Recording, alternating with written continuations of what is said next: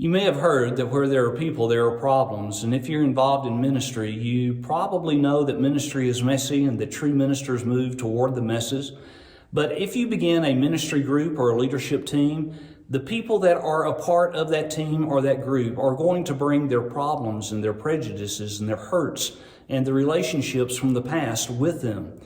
If you're involved in biblical leadership, at some point in time, you probably will need to deal with resolving conflict in a group or a team. And you certainly want to be involved in building a Christ-like culture in your group or your team. No one wants to be part of a dysfunctional team. There's no joy in that for the team members, and there's no joy in that for the team leader either. So we want to spend just a few brief moments in talking about how we can use process comments to create a new norm in leadership groups. My name is Wes Phillips. I'm pastor of First Baptist Church in Horizon City, Texas, and it's my pleasure to guide this discussion as we visit together today. Process comments are a tool that can help assess whether a team member is an encouragement or a distraction to the work of the group. The idea of process comments comes to us from the field of psychology, but especially the area of group dynamics. And so it's very, very helpful in taking a ministry group and improving how they work together as a team. This is a tactic and strategy that was often used by Jesus and can be seen in Scripture from other biblical leaders as well. So a process comment contains both content and process. And of these two, content is the portion that is the what.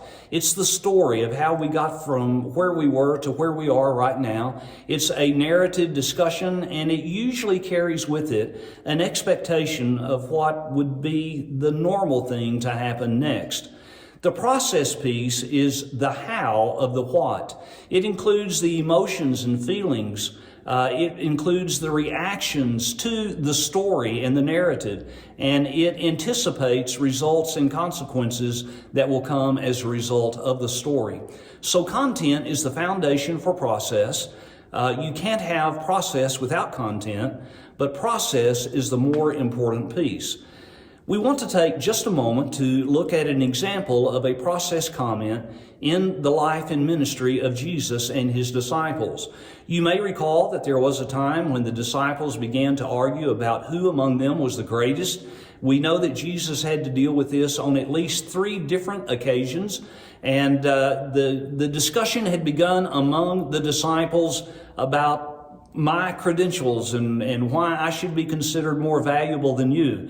It is escalated by James and John when they come to Jesus privately and request to be able to sit at his right hand and his left hand when he comes into his glory. Matthew tells us that they even got their mom involved in the discussion, and this will continue to persist past the triumphal entry all the way to the disciples being gathered in the upper room for the Last Supper.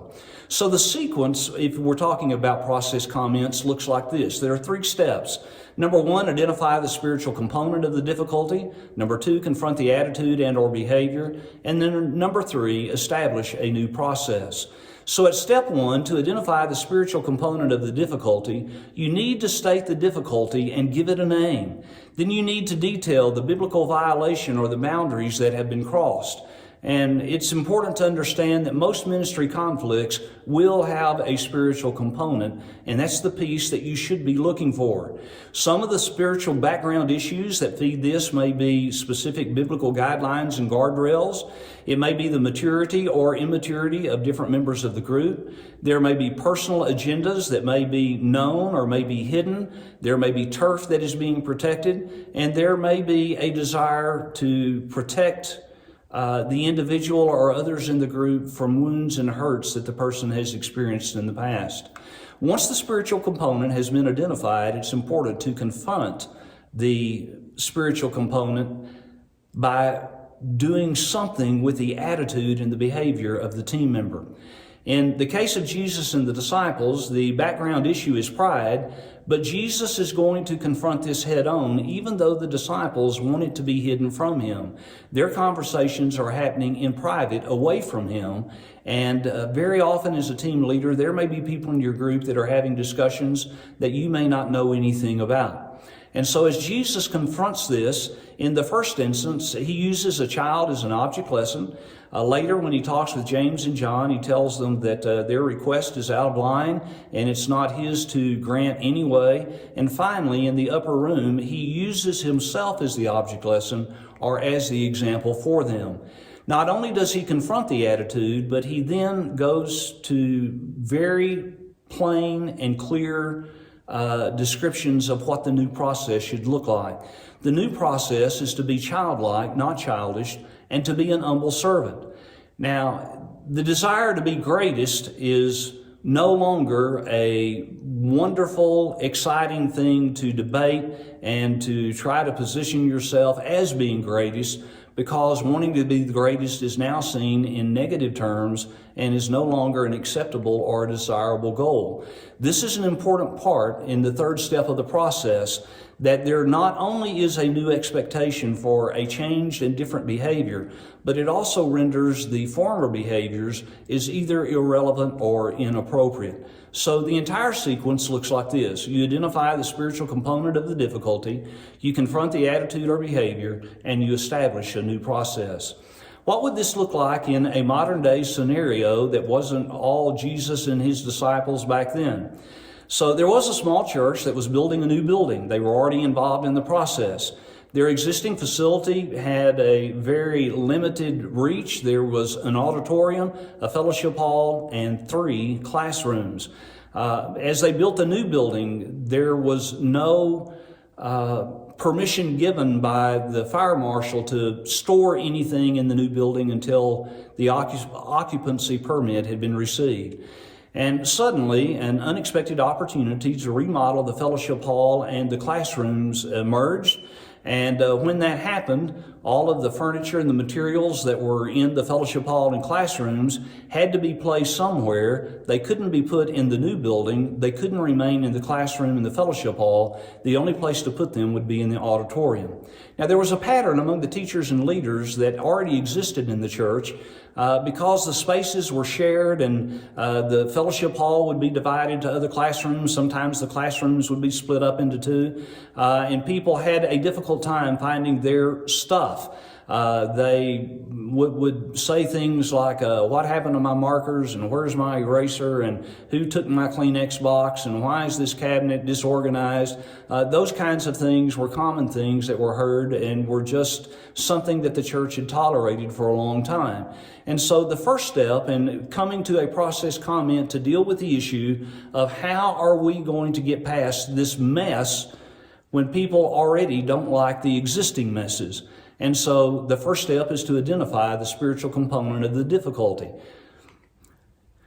And you ask, is there anything here in conflict with Scripture? Well, according to Paul, as the children of Israel were coming out of Egypt, there was a time when the Lord was displeased with them, and as a part of that discussion, he gives us this information in 1 Corinthians 10. Nor let us try the Lord as some of them did and were destroyed by the serpents, nor grumble as some of them did and were destroyed by the destroyer. Now, these things happened to them as an example, and they were written for our instruction, upon whom the ends of the ages have come. And so now we know that murmuring and grumbling is contrary to the scriptural guidelines, and that attitude and that behavior needs to be confronted. So the pastor announced from the pulpit that things would be a mess for a few weeks, and stated that there would be drywall dust in the back of the auditorium, they would be packed with debris, and you won't be able to find your markers and your pipe cleaners. And then gave a indication of what the new process should be. The congregation was told that when this happened, it was important to celebrate and not complain, because this was evidence of the hand of God blessing the church. So the new process becomes celebration. Complaining is now seen as unspiritual, unpopular, and unacceptable. The project was completed in about 1 month, and the church had a celebration Sunday of thanksgiving and praise. The sequence: determine the spiritual component. Number 2, confront the attitude or behavior. Number 3, establish a new process. I hope this has been helpful and will be an encouragement to you as you continue in your ministry endeavors. Thank you.